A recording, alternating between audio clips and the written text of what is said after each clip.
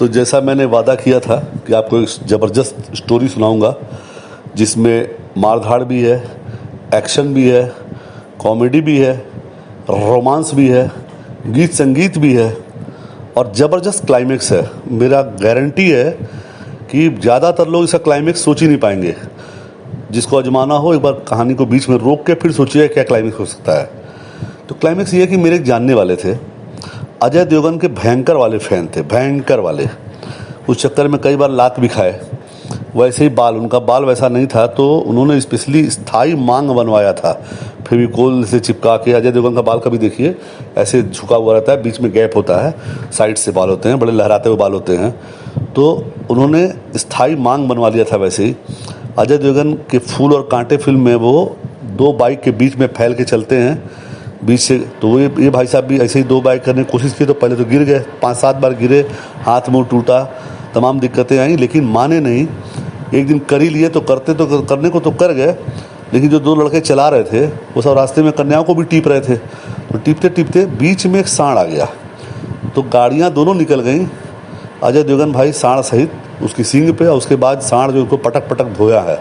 भाई जी सांड के बारे में आपको बता दें, दुनिया में सांड एक इकलौता प्राणी है जो कभी भी सीधा सीधा नहीं खड़ा होता है। यानी रोड होगी तो रोड की लंबाई में नहीं खड़ा होगा, वो रोड की चौड़ाई में खड़ा होगा, बाकायदा 12 फीट जगह घेर के और सींग नीचे करके आँखों से घूरता रहेगा, आवा आवा, इस टाइप का चैलेंज करता है, मतलब मल्ल युद्ध के लिए चुनौती देता है। तो सांड भाई जो हैं इनको बटोर लिए। सांड की कहानी बड़ी विचित्र है। एक ज़िले के डीएम हैं, नाम नहीं बताऊंगा उनका, डीएम साहब यहाँ पे प्रभारी थे। तो उनको मीडियाबाजी में बड़ा आनंद आता था। तो उन्होंने आते ही एक सांड प्रकोष्ठ बनाया। बोले कि सांड बहुत हैं शहर में, सांड को हम पकड़वाएंगे। तो सांड प्रभारी एक बनाए गए। अब नगर निगम के बड़े अधिकारी थे, माले खा खा के मोटे हुए थे, सांड प्रभारी बना दिए गए। तो डेली डाटा आता था, सांड पकड़ने वाले स्पेशल अधिकारी लगाए गए। सांड को पकड़ तो लिया गया, पकड़ के लाए गए, रखे कहाँ जाएं, सांड को पकड़ के कौन पाले। तो खैर किसी तरह सांड मैनेज हुए। तो डेली डाटा बताते थे कि आज सर इतने पकड़े गए, इतने छोड़े गए। तो प्रॉब्लम क्या हुई कि सांड पकड़े तो जा रहे थे, कहीं रखने की जगह नहीं थी, सबको चौरी चौरा के पार छोड़ दिया गया। चूँकि इनकी नगर की सीमा चौरी चौरा के आसपास आती थी, तो चौरी चौरा या सरदार नगर उसके बाहर छोड़ दिया जाता था। तो पता चला कि शहर में सांडों का घनत्व तो बढ़ने लगा। जैसे एक नया शब्द पता चला है, मच्छर का घनत्व। मच्छर का घनत्व निकाला जाएगा, यानी प्रति सेंटीमीटर क्यूब में कितने मच्छर हैं। मैं बिना निकाले बता दे रहा हूँ कि 2.5-3 करोड़ मच्छर हैं फिलहाल। तो उसी तरह सांडों का घनत्व निकाला गया तो पाया गया कि पहले सांडों की संख्या बड़ी तेज़ी से घट रही थी, पर एकाएक बड़ी तेज़ी से बढ़ने लगी है। जितने निकाला जा रहा है तो एक तरह से भ्रष्टाचार टाइप का मामला हो गया कि जितना ही दवा की जा रही है उतनी ही बीमारी बढ़ती जा रही है। मर्ज बढ़ता गया जो जो दवा की, इस टाइप का मामला हो गया। तो लोग बड़ा परेशान हुए। तो उन्होंने एक शोध कमेटी बनाई। आधे लोग शोध किए तो पता चला सड़वे जब भेजे जाते थे सरदार नगर के बाहर तो वहाँ के सांडों को मोटिवेट करते थे, का यहाँ पड़ल बाटा लोगन, चला गोरखपुर, बड़ी मज़ा आई। उस समय 14 सिनेमा हॉल चलते थे, चला वहाँ बड़ा बढ़िया चाट मिला। इतना मोटिवेट कर देते थे सब कि पता चला गए इधर से एक और लौटा 7 को लेके आया। तो सांडों की संख्या बहुत ज़्यादा बढ़ गई। तो ये सांड कहाँ से आया था? हाँ, तो सांडों पे मेरा बड़ा गहन शोध अध्ययन है। एक बार बनारस में एक अधिकारी की शादी थी, बड़ी हैवी टाइप की शादी थी, बहुत वीआईपी शादी थी, मंत्री के यहाँ की शादी थी। और उसमें एक बड़ा बढ़िया भोजन चल रहा था, गीत संगीत बज रहा था, बार बार आह्वान हो रहा था कि आजा आजा आजा पिया तू अब तो आजा, पिया तू अब तो आजा। अद्भुत गीत था, अद्भुत संगीत था, नृत्य चला था एकाएक, पिया तू अब तो आजा पे पिया जब नहीं आए तो एक सांड एंट्री ले लिया। बोला साला मुझसे बड़ा कौन पिया, तो मुझसे बड़ा कौन पिया पे वो सांड एंट्री लिया, समियाना फाड़ के घुस गया। इधर घुसा, इधर भगदड़ मच गई। और उसके बाद भाई साहब लगी पब्लिक भागने। बड़े बड़े दुर्दांत लोग थे वहाँ पे, एक से एक दुर्दांत जुटे हुए थे। बनारस नाम बता दिया तो बताने की ज़रूरत नहीं है। बनारस में लोग बताते हैं कि सांड बनारस के पूरे विश्व में प्रसिद्ध हैं। मैं तो कहता हूँ सांडों की एक कमेटी बना के, जो फौज है ना हमारी, बॉर्डर हैं, उन बॉर्डरों पर सांड को अगर रखवा दिया जाए तो हालत ये होगी कि किसी पाकिस्तानी की, किसी की हिम्मत नहीं होगी वो एंट्री ले पावे। तो सांड भाई घुसे और पूरा उन्होंने हंगामा काट दिया। पुलिस लगानी पड़ी, मंत्रियों के फ़ोन, अधिकारियों के फ़ोन आने लगे, जल्दी मैनेज करो। अधिकारियों ने, पुलिस ने सांड को तड़ियाना शुरू किया। सड़वा आगे के चलता, एक बार पीछे पुलिस एकाएक पीछे घूम के खाली देखता के बा, और सट से पब्लिक बैक हो जाती थी। जब कुछ नहीं हो पाया तो एकाएक सबने क्या किया, लाठी चार्ज किया। सांड पे नहीं, सांड पे तो लाठी मारने की औकात किसी की नहीं है। अगर किसी को डाउट हो तो एक बार सनी देओल का वो वाला सीन देख ले, जो घातक सिनेमा में वो वाला सीन देख ले जाके, जिसमें सनी देओल के कंधे पे जुआ है और सामने से जब बच्चा ढेला मारता है तो कैसा सांड, कैसा वो लकड़ी का जुआ तोड़ते हैं और उसके बाद सातों भाइयों को गिरा गिरा के मारते हैं, कातिया के एक एक को मार डालते हैं। तो उसी तरीके से सांड भाई दौड़ते रहे। पुलिस ने लाठीचार्ज कर दिया पब्लिक पे और प्रेस वालों पे, सारे प्रेस वाले हाँक दिए गए, पब्लिक हाँक दी गई। 10 मिनट बाद वायरलेस हुआ कि सांड जो है पकड़ लिया गया है, गिरफ्तार कर लिया गया है, उसके ऊपर हाई धाराएं लगा दी गई हैं, सब गैर जमानती धाराएं, और इसको बाकायदा जेल में भेज दिया गया है। तो भाई साहब बाद में मालूम हुआ कि सांड को लोगों ने सुरक्षित पैसेज दे दिया, सेफ पैसेज बोला जाता है। मोदी जी के आने के पहले जैसे आतंकवादियों को सेफ पैसेज दिया जाता था, वैसे सेफ पैसेज दे दिया गया है। सांड चुपचाप अपना निकल गया अपना खा पी के। और बाद में एक तो गाय को, लोग हट्टी कट्टी गाय थी कपिला पशु आहार वाली, उस गाय को इन लोगों ने धो पोछ के रंग के फोटो ऐसा साइड से खींचा कि पता न लगे कि सांड है कि गाय है, और कार्यक्रम हो गया, अखबार में खबर छप गई, अधिकारी संतुष्ट भये, ऊपर से पुष्प वर्षा हुई। तो मेरी भी कथा खत्म नहीं हुई है, मेरी कथा में अंतर कथाएं बहुत आ जाती हैं।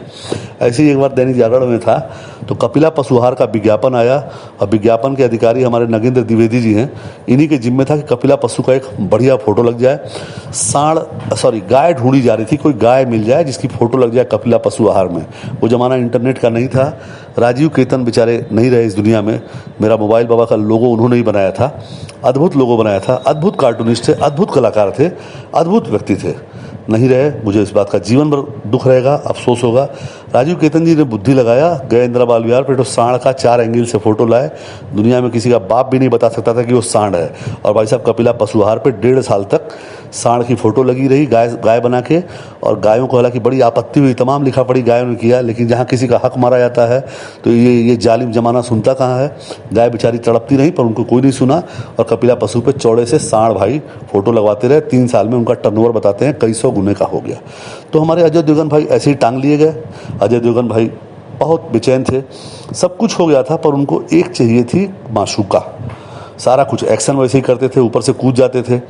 जिगर फिल्म देख के आए थे, मुक्केबाजी शुरू कर दिए। पहला ही टकराव हो गया तो यादव जी से।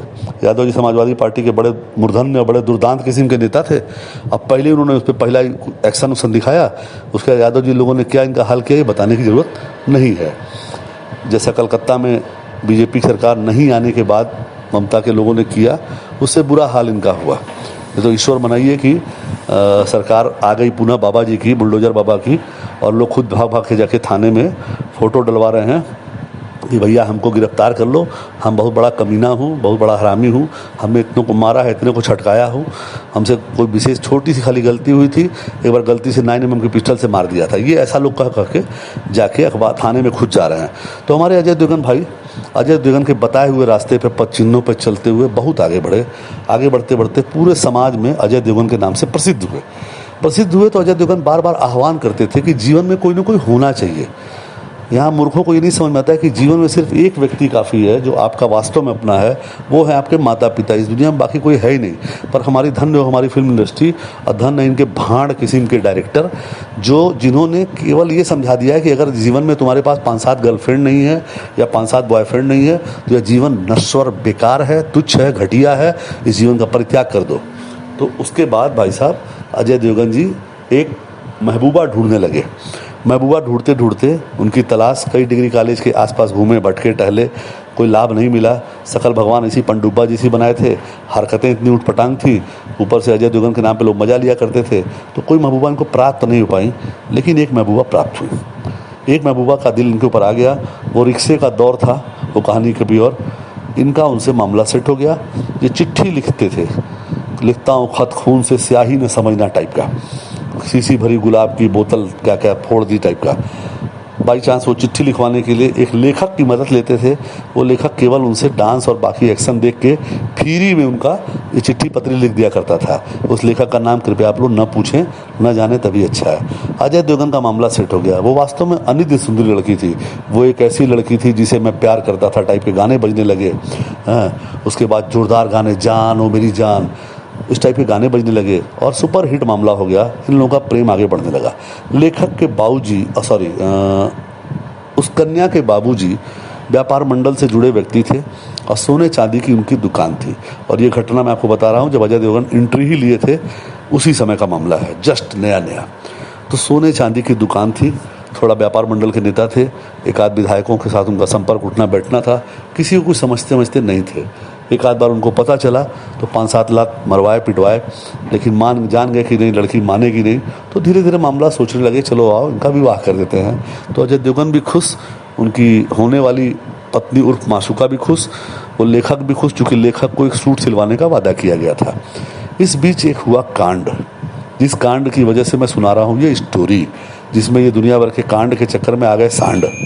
तो स्टोरी ये हुई कि उस समय एक चिट्ठी आई उसके पिता के पास कि 3 लाख रुपया दे दो, नहीं तो इतनी गोली मारेंगे कि सांस कहाँ से लेना है और डैश डैश कहाँ से होना है ये भूल जाओगे। यह कालजयी डायलॉग चुरा लिया सालों ने, वरना इसी पूर्वांचल की देन है।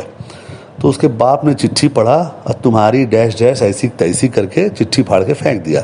ऐसी चिट्ठी उसके पास खांची भर हमेशा आया करती थी, पर ये चिट्ठी थोड़ी अलग थी। ये चिट्ठी लगातार आने लगी और ये लगातार इग्नोर करने लगा। एक आध बार थाने गया तो थाने वाले कहे अरे अभी कुछ हुआ थोड़ी ना, जब मार देगा तो आइएगा, अभी कहाँ आ पा रहा है, अभी अब कोई धारा नहीं बनती इस पर। दुनिया का सारा कानून देख लिए, बाबा अम्बेडकर साहब की किताब से सारा कानून देख लिया गया, पर कहीं कुछ दिखा नहीं, कुछ हुआ ही नहीं। कि तो धमकी है, छोटी मोटी धमकी होगा, NCR दर्ज होगा, NCR किसके खिलाफ, अज्ञात के नाम दर्ज कर देंगे। बड़ा सोच लगाए तो काठो अज्ञात के नाम दर्ज हो गई। हालांकि पुलिस की सुना हो बीट होती है, हर बीट में एक सिपाही होते हैं, एक पुलिस वाला सब जानता है कि क्या होने वाला है, क्या हुआ है, क्या होगा। मैंने एक बार एक जोक लिखा था कि अंतर्राष्ट्रीय मार्केट में हिरन गायब हो गया, तो हिरन को पकड़ने के लिए एक बिड डाली गई, एक टेंडर डाला गया।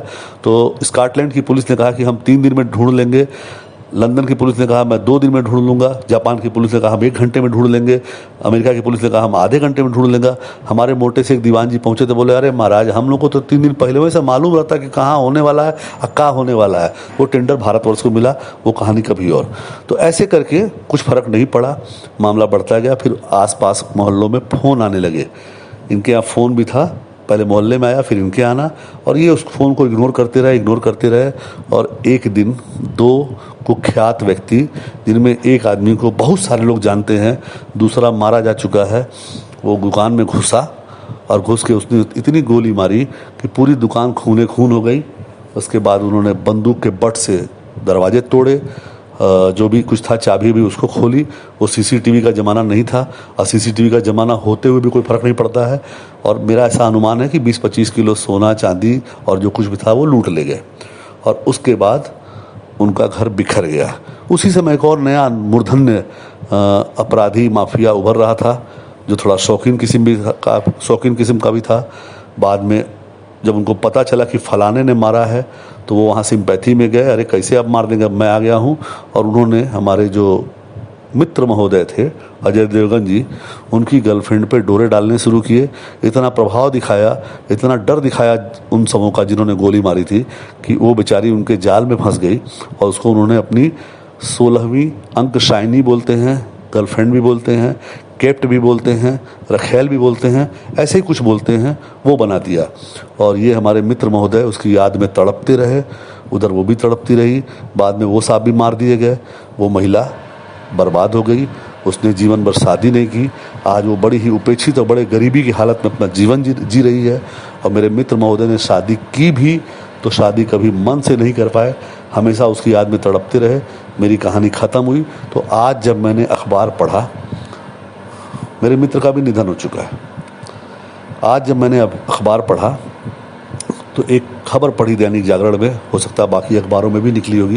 हालांकि अखबारों में नाना प्रकार के विज्ञापन, 303 कैप्सूल और सांडा का तेल के अलावा अगर खबरें बड़ी मुश्किल से मिलती हैं, और एक खबर मिली कि बदमाशों में खौफ, योगी राज और ऐसे ऐसे करके बड़े बड़े दुस्साहसी बदमाश, दुर्दांत बदमाश जा रहे हैं थानों पे, और थानों में जाके खुद से कह रहे हैं कि हम सरेंडर करेंगे, इनकाउंटर से बचना चाहते हैं। एक आध किसी का इनकाउंटर भी हुआ है। तो मैं इतना पछताने लगा कि काश ये घटना उस समय हुई होती, काश ऐसे योगी जी की सरकार रही होती, काश लोग जाके थाने में जो गुंडों ने जिनसे उनको मारा था, उसको हम लोग जिसको मारा था कम से कम हमारे मित्र का घर बस गया होता, मित्र का विवाह हो गया होता, कम से कम 4-5 लोगों का परिवार बर्बाद न हुआ होता। काश योगी जी या योगी जैसा कोई व्यक्ति उस वक्त समझ गया होता।